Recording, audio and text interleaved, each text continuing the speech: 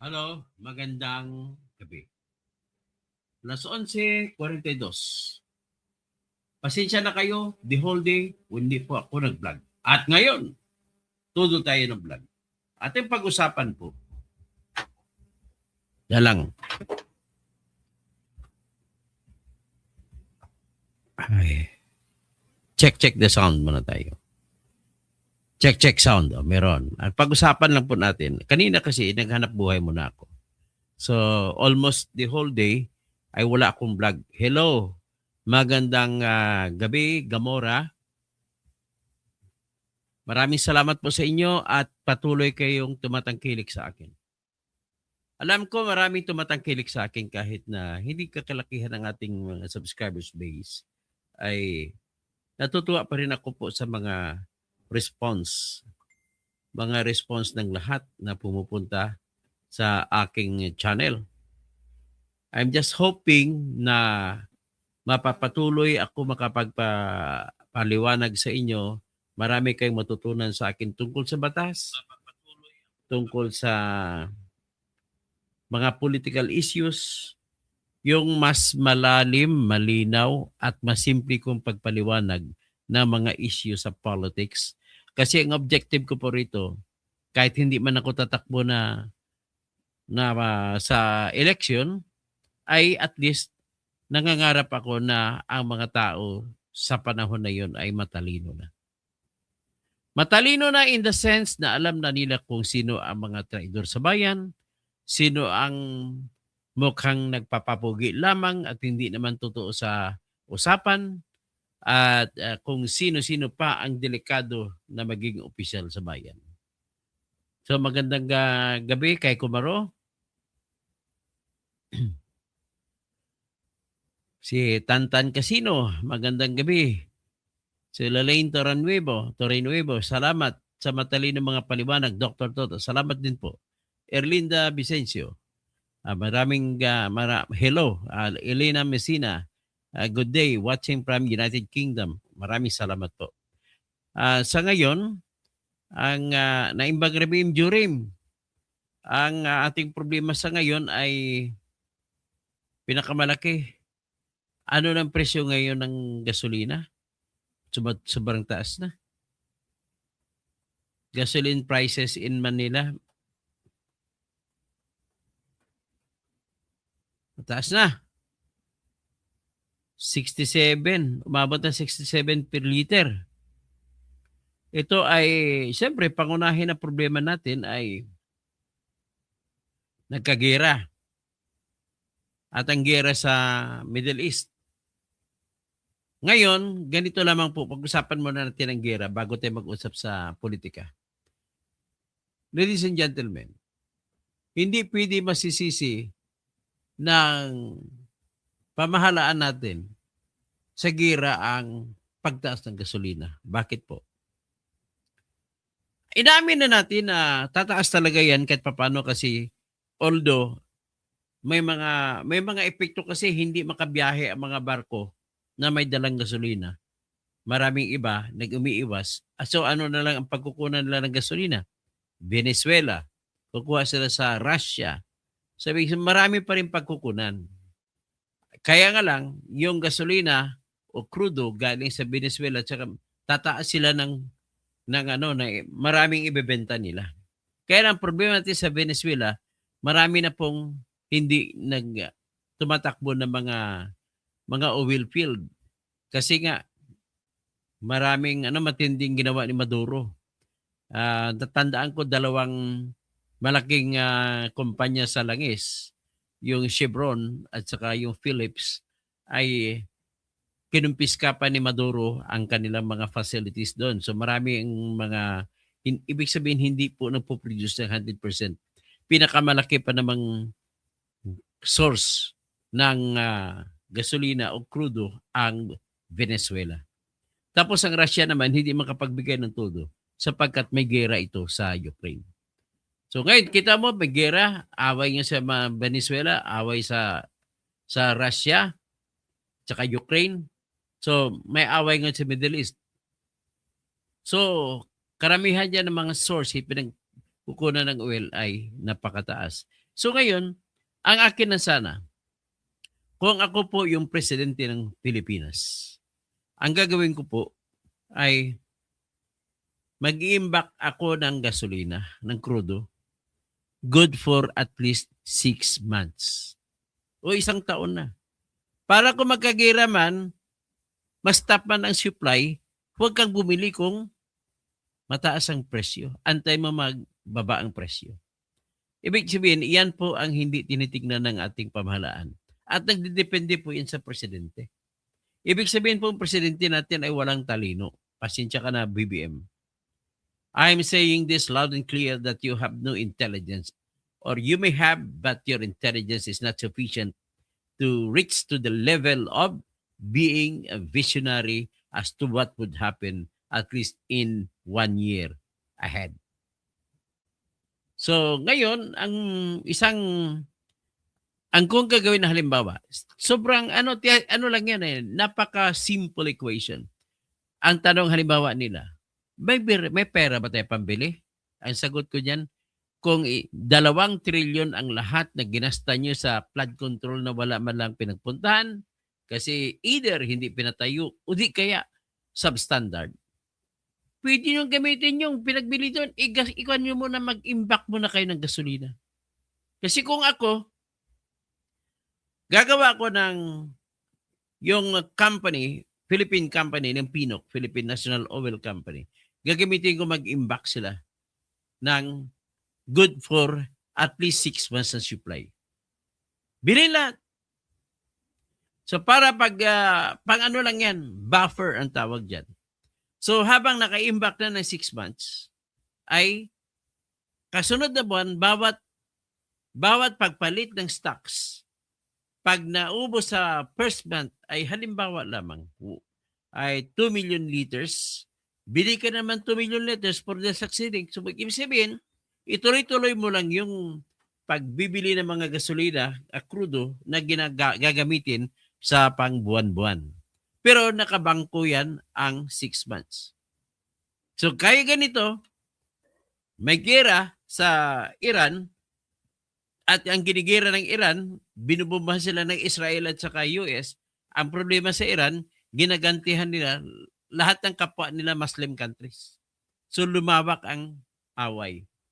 So better yet, hanggang sa ngayon, ang Saudi ay wala pa, hindi pa pumunta dyan. Hindi pa sumasali sa gera, pero most likely madadamay din yan.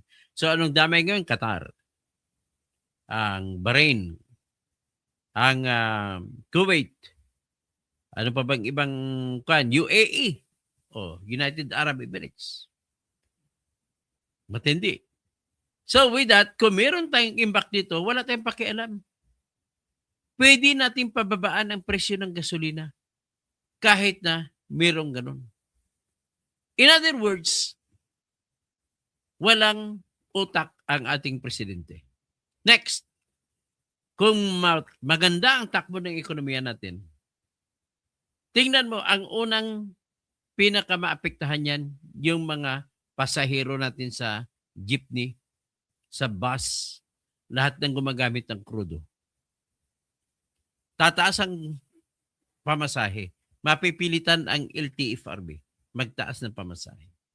So kung tataas ang pamasahe, sabihin natin kasi ang taas so umabot pa siya ng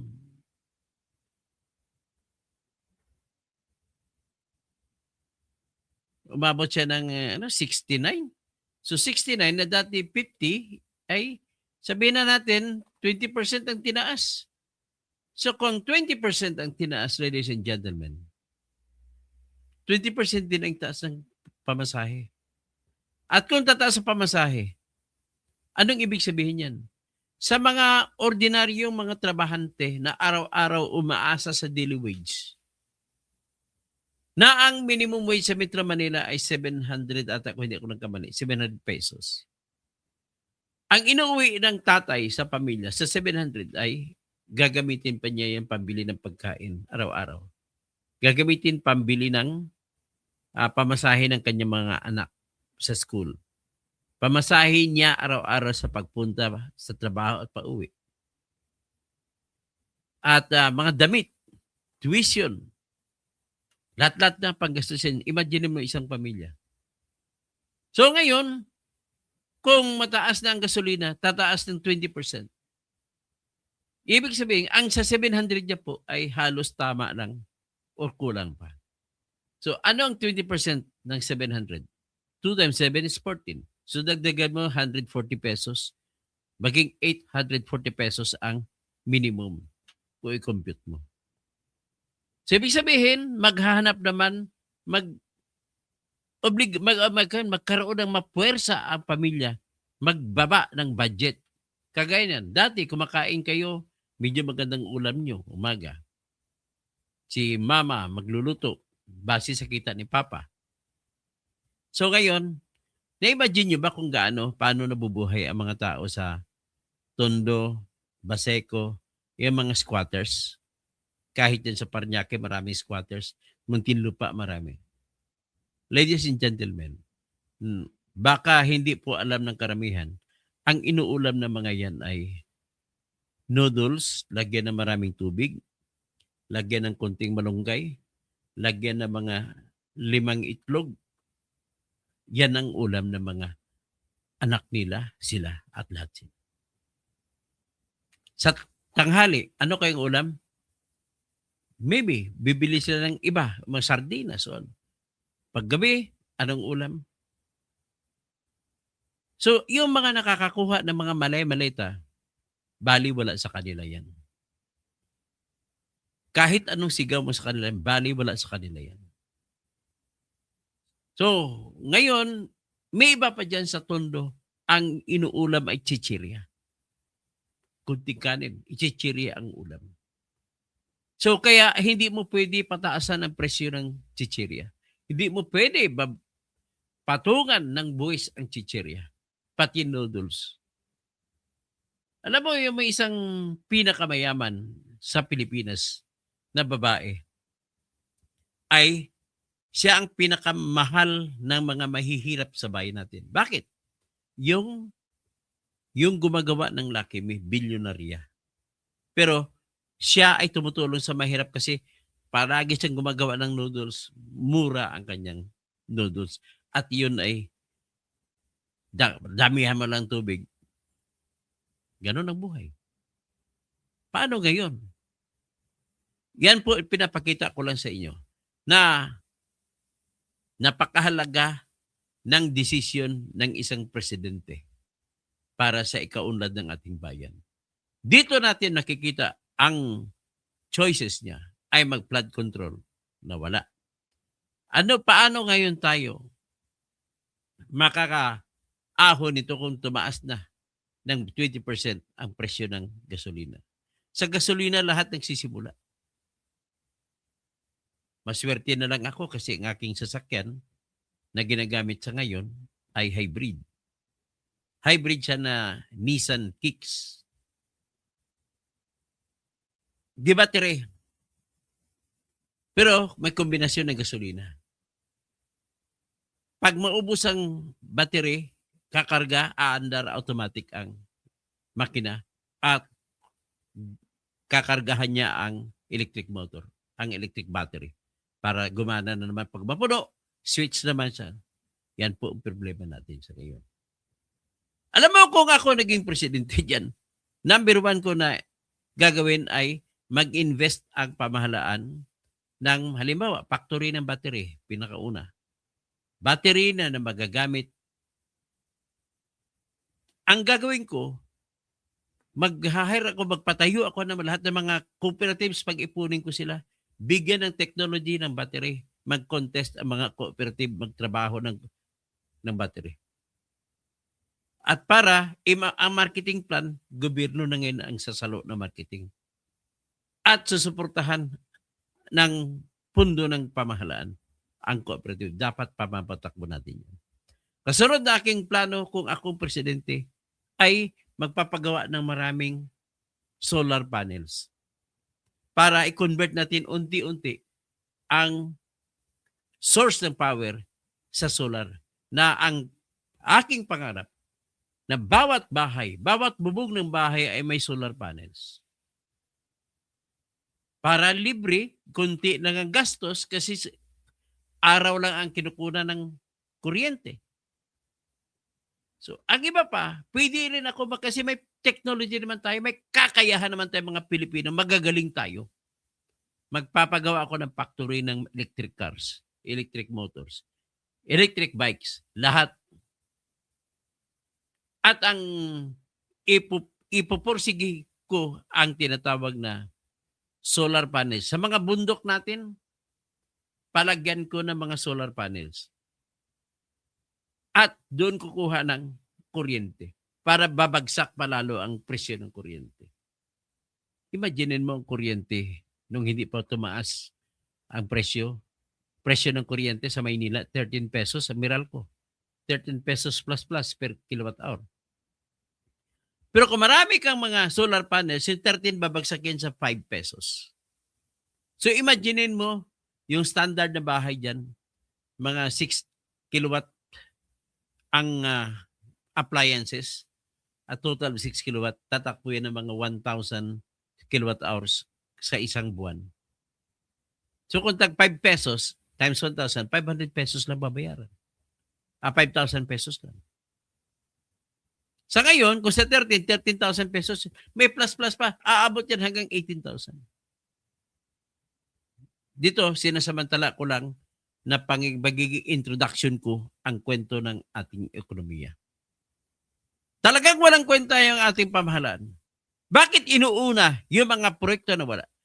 Napapansin ko pa, pag tinignan nyo ang program appropriation, binito pa, tinanggal pa sa item ang pondo para sa tinatawag na development ng pagbagawa ng kotse. Cars program, tinanggal. Lahat, daming tinanggap.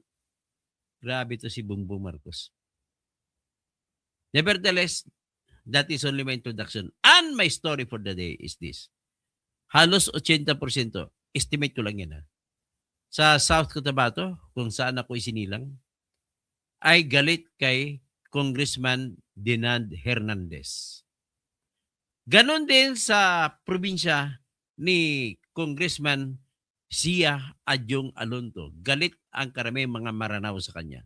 Ganon din kay Congressman Yasser Balindong. Maranao din siya. Ganon din sa distrito ni Congresswoman Talino Santos. Galit mga taga North Cotabato sa kanya, sa kanyang distrito. Ganon din po sa distrito nito, sa kanito, yung mga TUCP party list. Actually, I'm only talking about South Cotabato and North Cotabato. Pero mas marami ang magagalit pag pinag-usapan na natin ang buong Mindanao. Ito kasi ang nangyari. Kung bakit bumoto kasi si Representative Ferdinand Dinand Hernandez na ipaakyat ang impeachment complaint laban kay Sara na sasabihin niya na mayroong sufficient substance. Ipakita ko sa inyo mamaya wala talagang sufficient substance. And bakit bumuto siya? It's his decision at marami po nasabi na mga bumuto sa kanya ay tawag sa amin yan nagmahay. Nagsisisi. At hindi na siya daw ibubuto sa 2028. Ganun po ang response sa kanya. Alam niyo po, ladies and gentlemen, more than 80% or sabi mo 90% sa South Cotabato ay makasara Duterte. Sinasabi ko lang sa inyo yung katotohanan. Ngayon, what makes it bad for Congressman Dinand Hernandez to do so in voting that there is substance in the impeachment complaints, 2 impeachment complaints against Sara Duterte is that nangampanya siya nung nakaraang eleksyon. Nangampanya siya sa nakaraang eleksyon na huwag iboto si Peter Miguel sapagkat pumirma sa impeachment laban kay Sara. So ngayon, nanalo siya doon. Maraming nagalit kay Peter Miguel. Ito na ngayon. Siya naman ngayon nasadlak. Bumoto pa. Roger Estrabor, wala kang kwentang tao. Hindi po ako liar, taga South Cotabato po ako. Ito naman, ipakita ko ang resulta ng, ipakita ko muna sa inyo yung, anyway, pakita ko sa inyo muna ang rules of impeachment. Bago ko patunayan kung bakit ganun.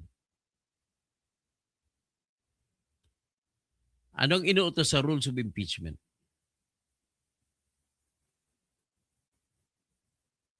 Ito yung rules of impeachment.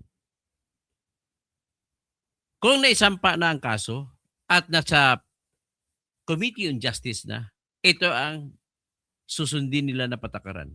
Determination of sufficiency in form. Pag sinabi mo sufficiency, sapat. Ang form, forma. Sapat ba sa forma? Para magiging sapat sa forma, iniutos dito,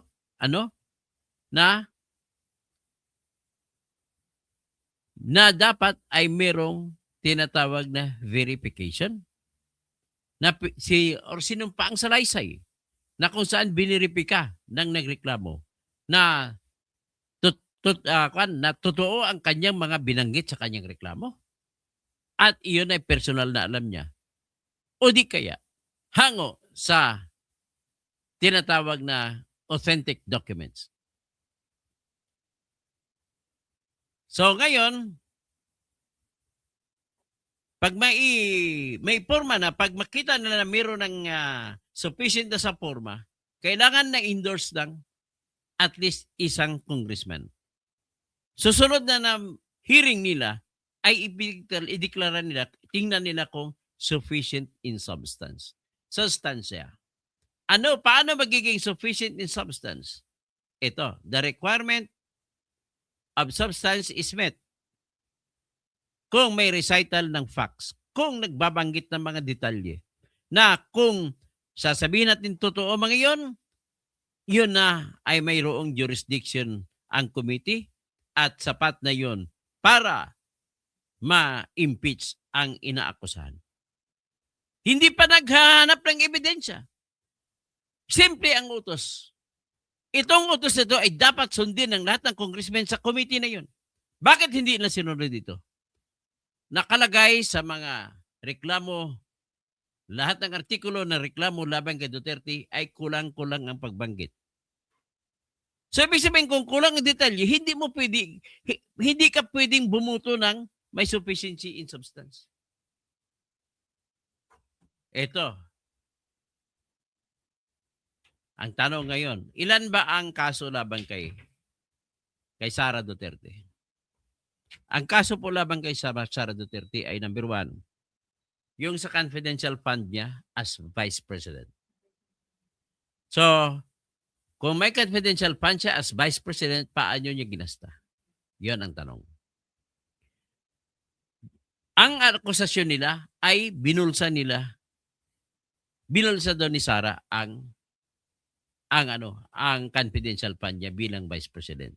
So, dapat nakalagay sa reklamo yung ganitong mga salita. Number 1, meron siyang confidential fund. Number 2, ang confidential fund niya ay winidraw niya sa bangko. Number 3, ang confidential fund ay hinawakan ng kanyang mga cashier. Number 4, ang confidential fund niya ay dinisburse, ginasta na. Number 5, ang paggasta ay ibinigay sa mga piking mga tao, kagaya ng Merigris Piatos, kung ano na pa mga tao. Pang-7, kailangan sasabihin niya ang mga Merigris Piatos na sinasabi ay hindi totoong tao at hindi totoo na binigay doon. Sapagkat ang totoo niyan ay binulsa niya. Number 8, dapat sabihin niya ang paraan kung paano na ibulsa ang pera. Ang problema sa kanya, ang katotohanan na ebidensya na ipakita, wala silang binanggit kung paano napunta sa bulsa ni Sara. So therefore, kung ganun, hindi mo natitingnan ng ebidensya, ay dapat basura na yan. Wala ng sufficiency in substance. Okay? Very clear. Kung kulang ang paglagay mo ng detalye, ay hindi na pwede tanggapin yan. Wala pong binanggit kung paanong paparaan na napunta sa bulsa ni Sara. Ang binanggit lang hanggang sa Mary Grace Piatos at hanggang kay Lieutenant Colonel Dennis Nolasco at saka Lieutenant Colonel Raymond Dante La Chica. Pagdating doon sa dalawa, wala ng narration of facts. Wala nang binabanggit kung paano napunta sa bulsa ni Sara. Basta ka direkta na sila nag-conclude. Dahil diyan, binulsa ni Sara. Tinawag pa nila Sara Lustay. So, at least alam nyo na ang patakaran. Ibig sabihin, sa patakaran na yan, hindi mo pinag-usapan dyan kung totoo o hindi ang reklamo dahil nakalimita lamang ang pagdetermina sa kung ano ba talaga ang sinulat mo ng detalye, paano mo sasabihin na sa detalye mong sinulat ay sapat na kumapatunayan na ma-impeach si Sara. Detalye lamang kailangan. So ngayon, doon pala sa confidential fund, wala po silang nilista na paraan kung ano ang detalye kung paano nabulsa. Therefore, obligado ang congressman, kahit sinong congressman, na huwag ipasa sa pagbubuto kung sufficient siya. Anong binoto nila? Kasama si Dinan Hernandez sa 54 na tumanggap ng pera galing kay Sandro Marcos. Bakit si Sandro Marcos? Utos yan ni Sandro Marcos. Paggalitin mo si Sandro na majority leader, ay hindi ka mabibigyan ng benepisyo para sa iyong distrito. Yan po ang katotohanan. Next, natanakwan, ang kasunod na akusasyon laban kay Sara. Yung confidential fund ng Secretary ng Department of Education. Ganon din daw.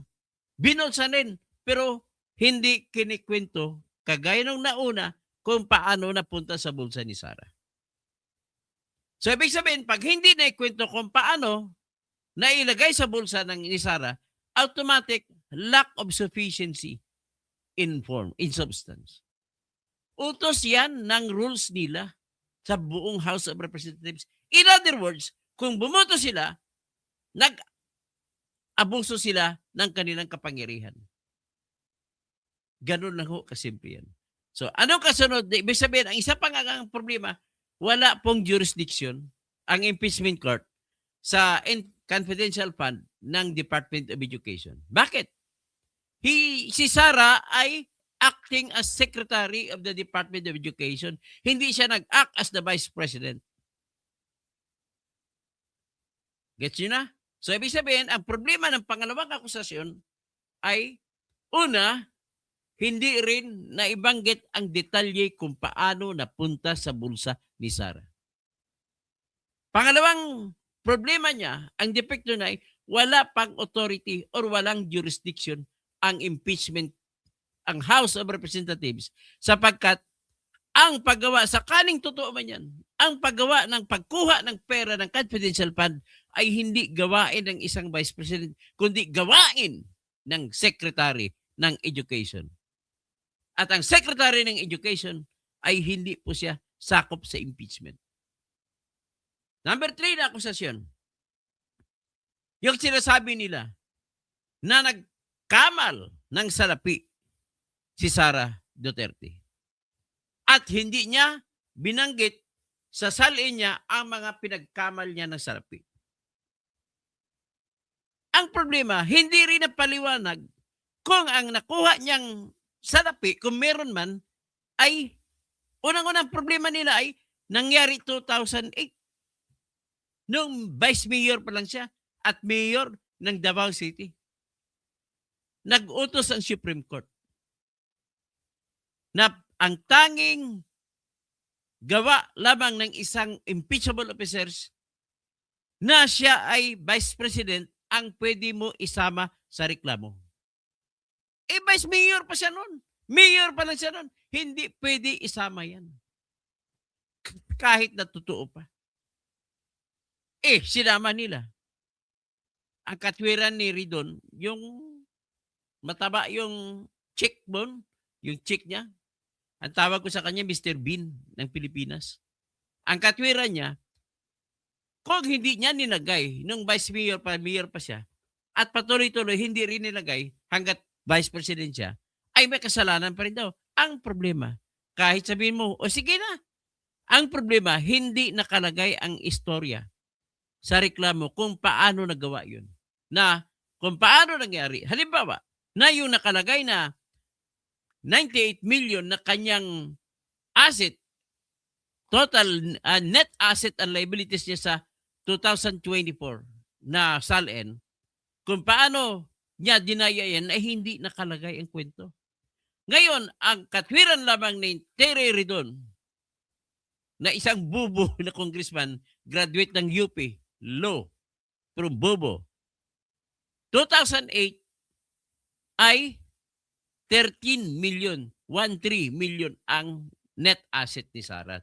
Tsaka sa kanyang husband na abogado rin. Parehas lang abogado.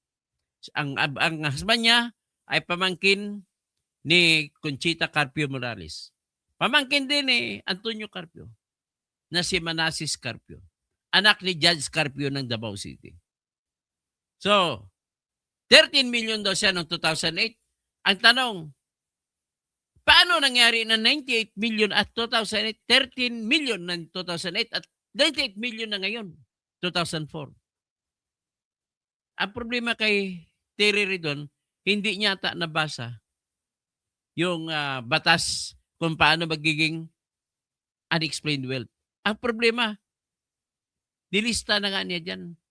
At kung wala kang ebidensya na unexplained yan, paano mo gawing unexplained? Para maging unexplained, para hindi mo mapaliwanag, kung totoo man hindi mo papaliwanag, anong gagawin? Dito pumasok ang kabubuhan ni Terry Ridon. Graduate ka na pa ng UP College of Law. Pinapahiya mo yan professor mo na si Barry Gutierrez.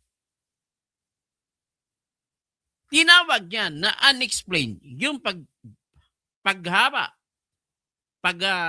yung pagbonds o di paglaki ng kayamanan ni Sara, tinawag niya unexplained wealth. Para maging unexplained wealth po, ganito po ang titingnan. Kailangan ilatag muna ni Ridon magkano ang dapat kitain ni Sara mula 2008 hanggang 2024. Sweldo bilang vice mayor, ilan ang sinweldo niya? Sweldo bilang mayor, ilan ang sinweldo niya? I-total mo yan. Tapos, pagtapos na maging mayor, naging vice president, magkano ang sweldo niya kada buwan hanggang mag-vice president siya? Pagkatapos na makuha ang total sa kita niya sa bilang vice mayor, mayor at vice president, idadagdag mo pa ang kita ng kanyang asawa na si Attorney Manasseh Carpio. Magkano kaya kinikita ni Attorney Manasseh Carpio bilang isang tanyag na abogado rin sa Davao City? Hindi ko alam. Pero dapat, ganun mo na ginawa ni Terry Ridon. I-add niya muna. So, i-add niya ngayon ang kay Attorney Manasseh Carpio at itotal pa rin, ano pang iba? Kung may negosyo sila, alamin niya kung may negosyo. Kung may negosyo, ipatong pa doon ang kita sa negosyo. Kung may negosyo rin siya Manasseh, ipatong din. Ano pa? Kung may minana siya o kung may binigay sa kanyang regalo ang tatay niya o di kaya may lupa na tumaas ang halaga, isasama mo rin dyan. Halimbawa, may lupa ka na dati ay 10,000 pesos per square meter. At dahil umunlad ang lugar sa Davao, yung 10,000 naging 100,000. Itataas, isasama mo pa rin yan. Only after getting the total or the sum total of the eligible or legitimate income, tapos i-compare mo sa 98 million. At kung hindi ma-explain ngayon ang 98 million, saka mo pa lamang matawag na unlawful at unexplained wealth. At kung unexplained wealth, hindi mo sabihin na ill-gotten wealth. Bakit? Marami hindi niya lang na-explain. Kagaya po kay kay si Antonio Corona, si Justice Antonio Corona, na natanggal, na deklara na convicted dahil sa SALN. Unexplained. Hindi niya na-explain. Binoto, natanggal siya. Ang hindi lang bumuto natanggalin siya, si Miriam Santiago, si Joker Arroyo, at saka si BBM. Sila mga senador ng si BBM. Anong nangyari? Depressed si Corona. Natanggal siya sa pagka-Chief Justice, Supreme Court. Pagkatapos doon, sinampahan pa siya ng kasong graft and corruption sa Sandigan Bayan. At noong bago siya mamatay, kasi namatay ang mama eh. Bago siya namatay, nilabas ng Sandigan Bayan ang desisyon nito. Acquitted si Corona. So, ibig sabihin, kahit may unexplained will pa si Corona, ay acquitted naman siya. Bakit? Sinabi ng Sandigan Bayan, hindi man lang nila sinama ang kita ng mga anak na profesional at negosyante. Ang kita ng misis. Ang kita ng sa lupa na binenta nila. Kasi ang lupa dyan, sa kanto ng Ligarda at saka Bustillos, ay lupa ng mga Corona. Binili ng Manila City Government para ginawang public market. Yan po nangyari kay Corona. In other words, going back to Sara, it does not automatically mean that if she had this SALN na noong 2008 ay 13 million at noong 2024 naging 98 million, hindi pa rin dapat inisa-isa niyan ridon ang kwento. Ang kwento. Anong total ng detalye ng pagkukwento? Sasabihin niya may linkage siya sa drugs, binigyan siya ng drug lord ng ganitong pera, pumasok sa bangko niya ganito. Lahat ng kwento. Leading to the total para mag-match ang total na 98 million. Sabihin na ang matindi ang totoong kita nito ay umabot sa 500 million. Pero 98 lang ang nilagay. Yung mga ganong detalye hindi man lang nasulat at Attorney Terry Ridon. At kahit walang nakasulat, anong ginawa niya? Nilabag niya ang Section 5 ng Rule 3 na kapag walang binanggit sa reklamo ay hindi mo dapat yan pipilitin. Ang nangyari, bumuto sila ni Ridon tsaka si Dinan Hernandez. Meron daw sufficient daw ang akusasyon. Ladies and gentlemen, ulitin ko lang. Hindi ka pwede magsasabi na sapat ang sustansya ng kasong impeachment kapag hindi nabanggit sa kwento ng akusasyon ang mga bagay na kailanganin maibanggit para pwede mo siyang makonvict at ma-impeach. Pangatlo yan O ngayon, ang unang problema nila, may jurisdiction ba? Hindi naman lang nabanggit kung may jurisdiction. Kasi binanggit sa reklamo yung pagiging mayor and vice mayor. Wala kang binanggit nung naging vice president siya. Tatlo na. Dapat obligado ka, Dinan Hernandez, na bumuto na hindi sufficient. Obligado ka sa batas. Next. Anong sunod? Akusasyon na siya ay namigay ng envelope sa mga secretary, undersecretary ng Department of Education. At ang laman doon ng envelope, siyam na envelope, bawat isa sa tatlong undersecretary ng Department of Education. Sino mga yun? Si Gloria Mercado, si Catalan, at saka si Osias. Ngayon, para saan daw ang envelope? Sinabi ng tatlo, nang in-interview sila sa Quadcom, as a Good Government Committee, ay kasi kami, member kami ng Bids and Awards Committee. So binigay sa amin. Para saan ito? Hindi naman binanggit kung para saan. May sinabi pa sa inyo, si Zulaika Lopez na nagbigay kung para saan. Wala namang binanggit. Pero kung may bidding sila, hindi naman daw natuloy ang bidding. Hindi nabanggit kung para saan. Hindi nabanggit sa reklamo sa impeachment. Para saan yung pera? Kung karapatan ko magbigay, wala na kang pakialam doon. At ang binigyan ko ay walang ring kasalanan kung tinanggap niya. Maliban na lamang kung ang pagbigay ko ay may motibo. So dapat ikwento din na para saan at para sa ano ang pagbibigay ng pera. At ikwento din nila kung ano yung proyekto na sinasalihan at ano ang kontraktor na pinupus ni Sara Duterte, kung meron man. Ang problema, walang kwento ganun. So doon pa lang, out na rin. 4 na yun, ha? Ibig sabihin, hanggang dito nag-usap tayo, walang sufficiency and substance ang lahat. We are talking about the law. We are not talking about politics here. We are talking about the law and what should the law be. Ngayon, number 5, inakusahan din si Sara na plotting to oust the president at rebellion daw yun. Yung pagsabi niya nung suna ng 2024, tinanong si Sara Duterte, dadalo ka ba sa suna? Sabi ni Sara, hindi po ako dadalo. I am appointing myself as the designated survivor. Alam mo, pelikula sa Amerika yun. Designated survivor. At totoo yan sa Amerika. Merong tinatawag kapag suna ng Amerika, halimbawa si President Trump, magsasalita siya sa Congress, dun sa Capitol, may isang secretary na huwag padaluhin sa suna.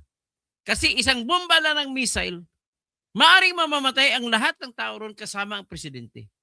At kung nagkataon na mangyari man yan, mayroon pang isang designated survivor na siya ang mag-a-act as emergency president.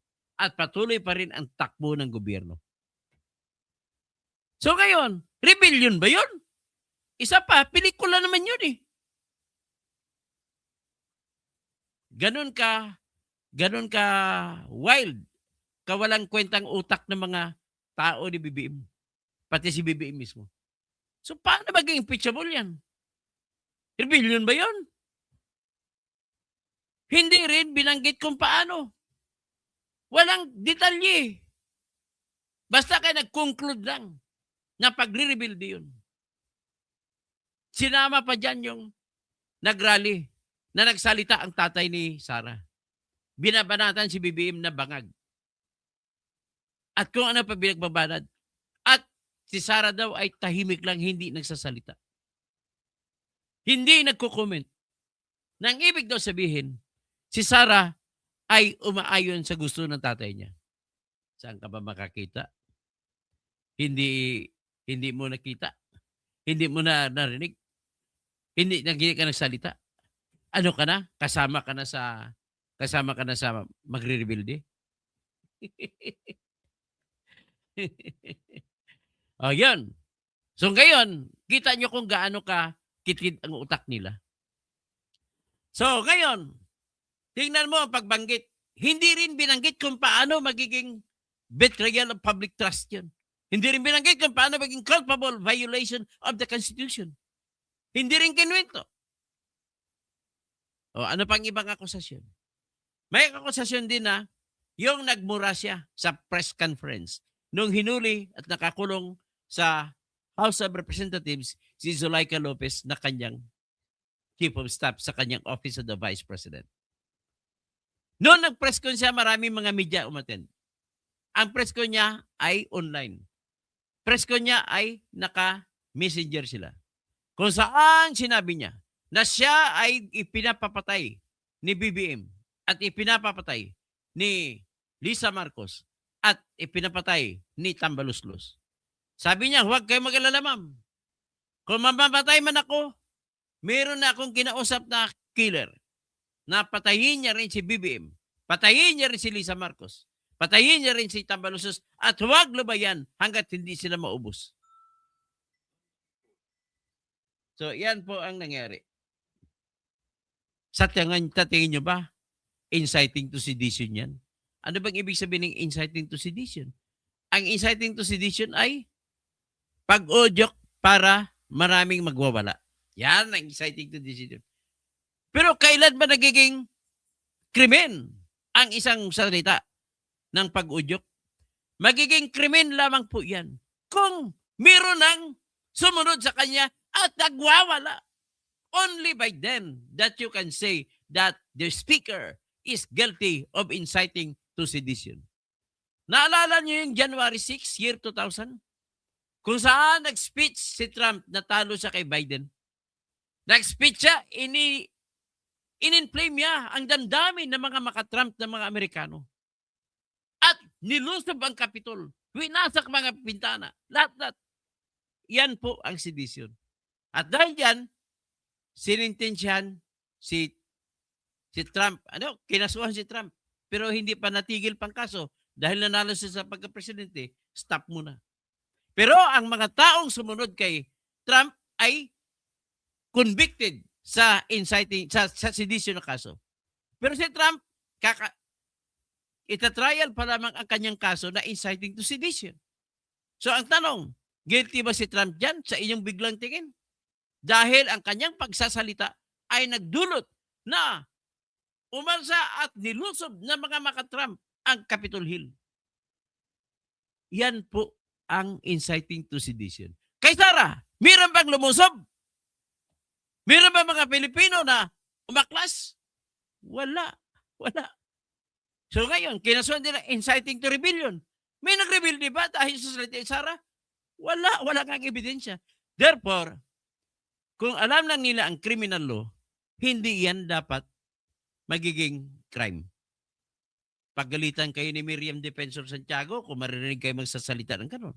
Because in the lecture of Miriam Santiago, an act that is an inflaming speech can be considered as inciting to sedition if that speech is the direct and proximate cause that the people, some or majority or at least a big group of people rised up and then followed the speeches of the speaker. Dito wala. Ibig sabihin po, mapasok naman ang kabubuhan nila. At yung mga sinasabi ko na requirement para mag-incite into sedition ay hindi man lamang sinulat ng mga abogado nila sa impeachment complaint.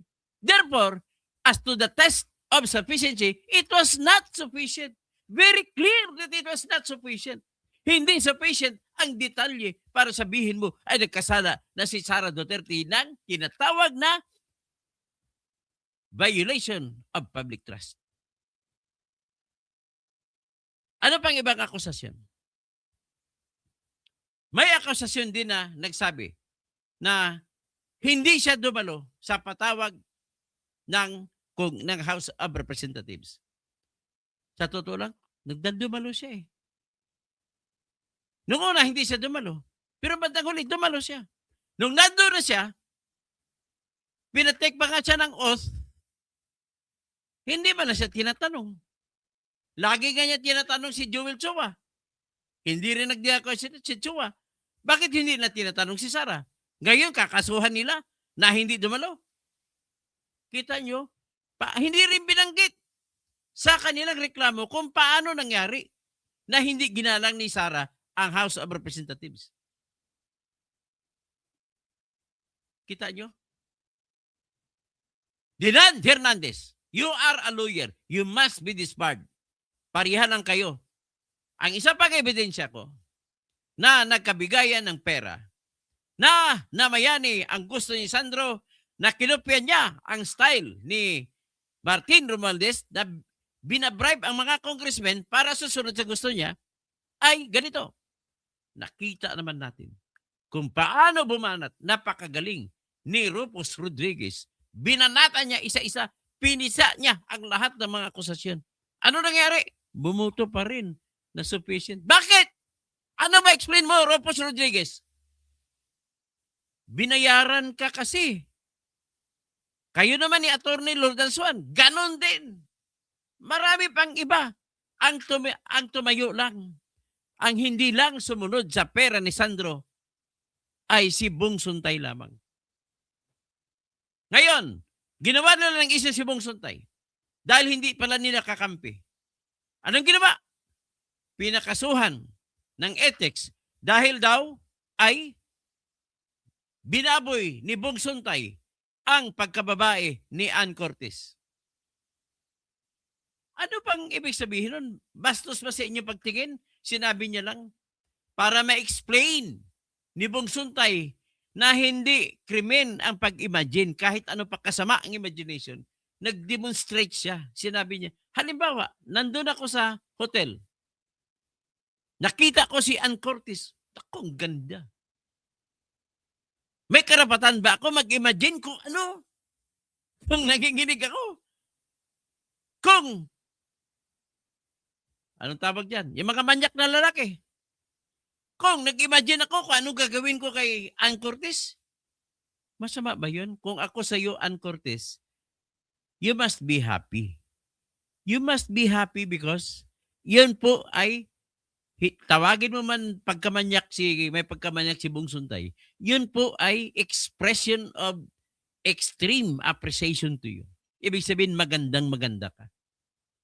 Hindi po ibig sabihin na minamasama ka kung magsalita ang tao na pinagnanasaan ka ng lalaki. Kayo mga babae na nakikinig sa akin ngayon, pag may dirig kayong lalaki na nagnanasa sa iyo, magpasalamat kayo. Bakit? Tanda po yan na ikaw ay magandang babae. Tanda po yan na ikaw ay sexy na babae. Tanda po yan na ikaw ay, sabihin na natin, magandang dilag. Bini-bini. Di ba? Kung susundin natin ang argumento nila na masama ang ginawa ni Bong Suntay, para na rin sinasabi nyo na masama ang kanta ng Hagibis. Anong kanta ng Hagibis? Katawan, katawan, ingatan ang inyong katawan, katawan.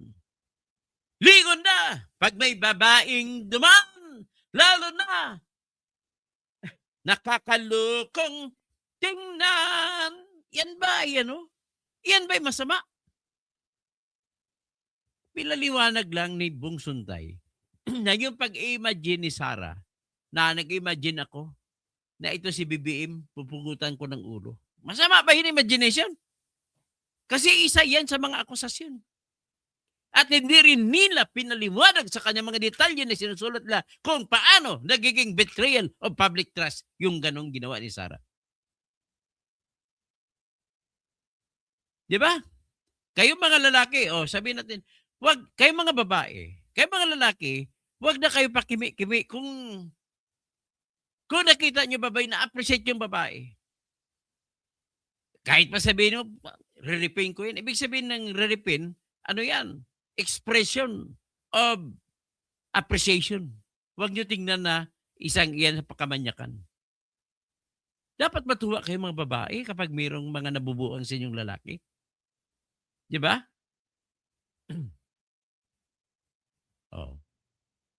Ganun lang yan, kasimple. Di wag ka na manood sa akin, Roger Estribor. At sabi mo, pag ganitong abogado, lagi matatalo. Ay, nako. Sabihin, lahat po yan na binanggit sa kaso laban kay Sarah. And yet, bumuto pa sila ng may sufficient substance daw. Nako, ito ipakita ko sa inyo ang survey ko.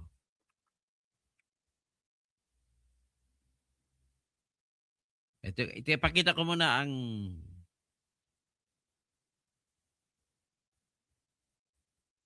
yan sila.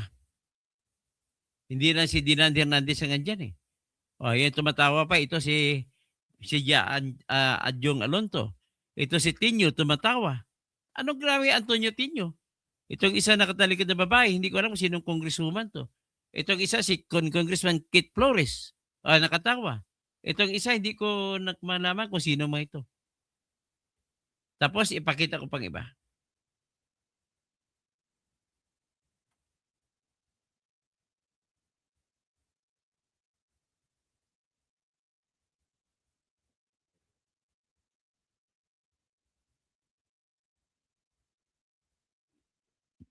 Sorry.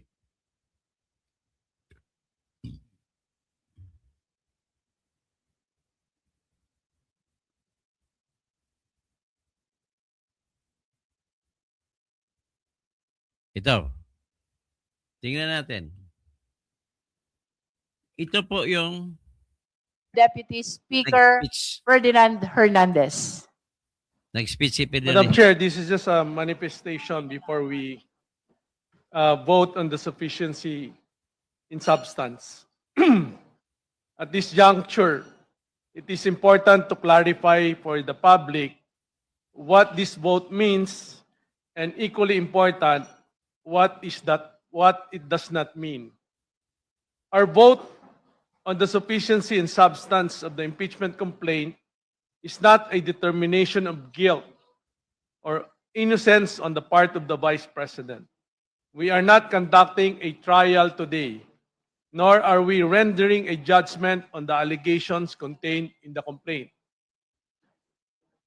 What the Constitution requires us at this stage is far more limited but nonetheless essential. Nagpaliwanag siya na hindi daw naman pagsisintensya kay Sara ang ginawa niya.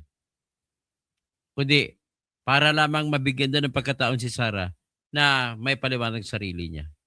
Yan siya sabi niya. Pero ang tanong diyan, Dinan, abogado ka. Pareha kang abogado rin katabi mo itong malaking ilong na to, malaking butas na si Mr. Bean, si Terry Ridon.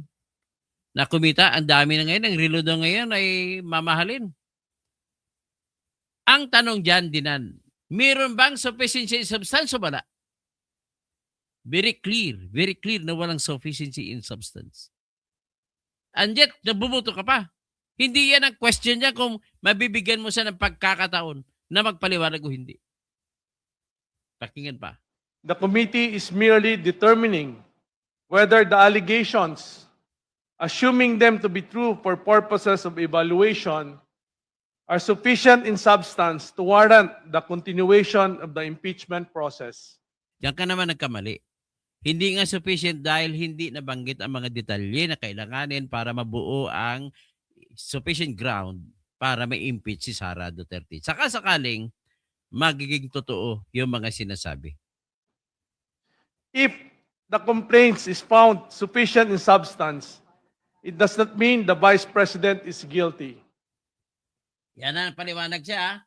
Na problema sa ngayon. Todo explain siya ngayon sa South Cotabato.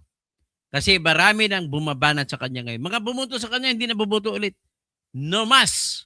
No more. Hindi ka na mananalo sa 2028. What it means is simply that the process will move forward to the next stage. Wala na ngang sufficiency in substance. Papagulugin mo pa. Oh, kita mo, tanong natin kay Atty. Terry rito na malaking ilong, oh. Malaking butas ng ilong. O, di ba? Ganun lang nga kasimple, Mr. Dinan Hernandez. Ibig sabihin yan, kahit na hindi papasa, kahit na walang substance, ay pinatawid mo, ibig sabihin, may motive ka. Mayroong ulterior motive. At ang motive dyan ay talagang kinakampihan mo, sinusunod mo si Sandro Marcos. Ang isang katibayan ko na sinusunod mo si Sandro Marcos ay bakit ka ginawang Deputy Speaker? Pag ginawa kang Deputy Speaker, ibig sabihin po, nakipagkutsaba ka sa mga leader. Ganun lang ho kasimple yan. Kaya huwag kang magsasabi na hindi ka nagtraidor kay Sara Duterte. Okay lang sana yan kung hindi ka nanalo na dahil kay Sara. Nanalo ka eh. Binuto ka ng mga tao dahil sa iyong kampanya na huwag iboto ang kalaban mo na si Peter Miguel dahil si Peter Miguel ay pumirma sa impeachment laban kay Sara. Matindi. Okay, ipakita ko na ngayon ang mga comment ng mga taga South Cotabato.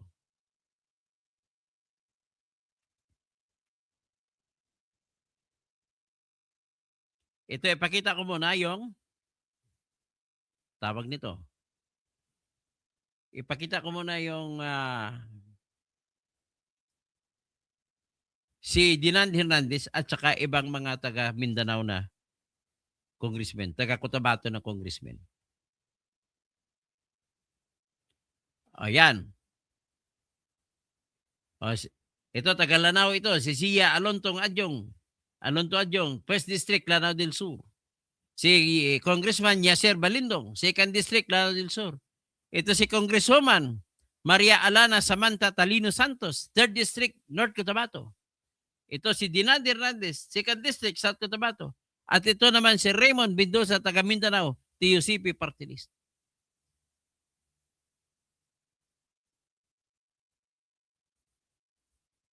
O, ipakita natin ang mga kana. ipakita natin yung tinatawag na mga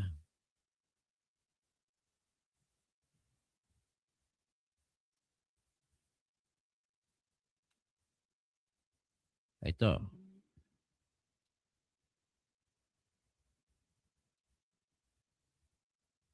Ang balita doon ha, Good Vibes 90.5 FM.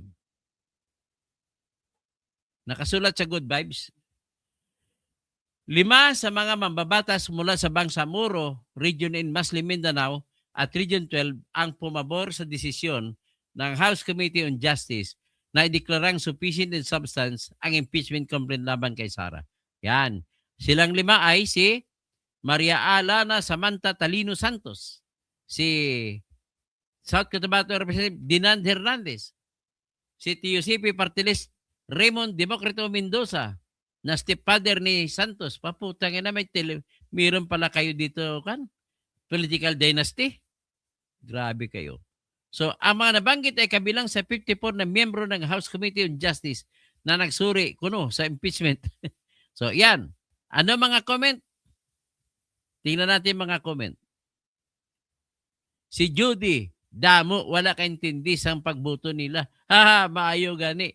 Kaya nag-yes sila. At least nakaabot na sa Supreme Court kag dito na nagawas. Okay, ibig sabihin, pabor ito ka sa kanya. Ito naman. Jan Gamboa, if tanawin mo sa laing perspective, why would you sign something you don't understand? Pretending something na wala ka kabalo? Kung unsay doesn't make, and you na innocent, but rather stupid. I'm pretty sure aware sila unsay ilang gipang pirmahan dito. Tapos, siyempre, kabalo sila, pero ang mga tao, why kainindi? O, big sabihin, sinasamantala ng mga ito na ang pag-isip nila, ang mga tao ay hindi nakaintindi. O, sabi ni Rebecca Andrea, uto-uto daw. Ito naman, Joffen Chris, basta Dinan Fernandez, traidor na.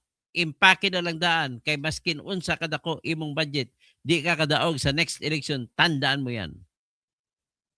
Dito si Judy, pag-istuhi, ginawa mo. Anyway, tapos ito naman, Ogerdo Rich, political analyst yarn. Napakasimple, intindiyon silang ilag ibutuhan. Okay, si Evelyn Ladua, Winnie Derjan Sr., ingat lang sa words, baka makasuhan ka ng Supreme Court. Tapos RJ Busayong, Judy, tama na, planado na tanan para dito na sa Supreme Court magawas tanan ang mga baho nila. Philip Budigas, Judy, amo man na ay hambal ni Miguel dati. O, ibig sabihin, ganun din si Miguel dati, kaya nga hindi binuto. So ngayon, ngayon siya ay binuto, ngayon ang ginagawa niya. Kung ano ginawa ni Miguel, ay ginagawa niya rin ngayon. Mas sobra pa, kasi bubuto pa talaga siya. O, dami dami dami, hindi ko kayang basahin to lahat. Iribos, Alerpa, Anski Dons, Judy, Teaser, kung ano, tapos, anyway, dito natin tingnan siguro sa kwan. Tingnan natin sa punto na ano.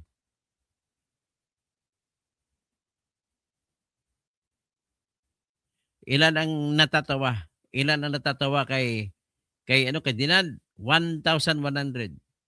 Ang nagagalit sa kanya, 464. Ang nakagusto lang sa kanya, 385. Ganun po ang nakita ninyo na survey. Punta tayo sa isa pang ano. Punta tayo sa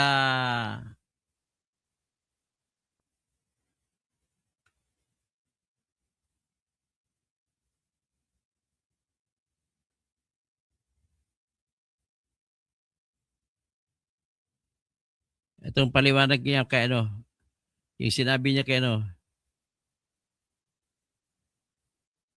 Ito naman, paliwanag niya to sa Minipulse News Network. O ano naman siya? Tingnan na lang natin sa survey. Ang natatawa sa kanya, 2,000. Ang nag-okay sa kanya, 338. Pero nagagalit sa kanya, 98. So ganun po ang reaction doon.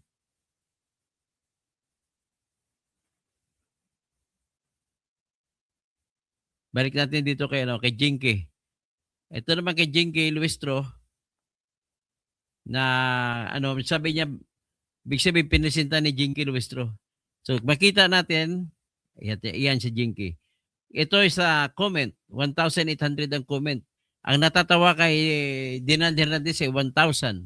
Ang nakagusto sa kanyang ginawa, 413.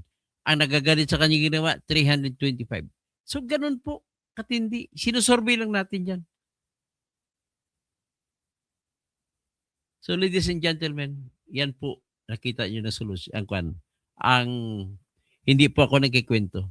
Alam mo, as a last point, kung ako po congressman ng isang distrito, bago ako gagawa ng hakbang, magpapasurvey muna ako sa aking Facebook account. Lahat ng mga taga-distrito ko magsabi kayo kung saan ako buboto. Ito po yung tanong. Buboto ko ba? Pabor kay Sara o kontra kay Sara? Ganun ang gagawin ko. Kung mas marami ang may gusto na huwag iboto ang impeachment na kay Sara, doon ako buboto. Dapat ganun. You have no mind of your own if you want to vote to represent the district. Kung ano ang majority sa district na boses, yun dapat ang sundin mo. Okay? So, with that's all siguro.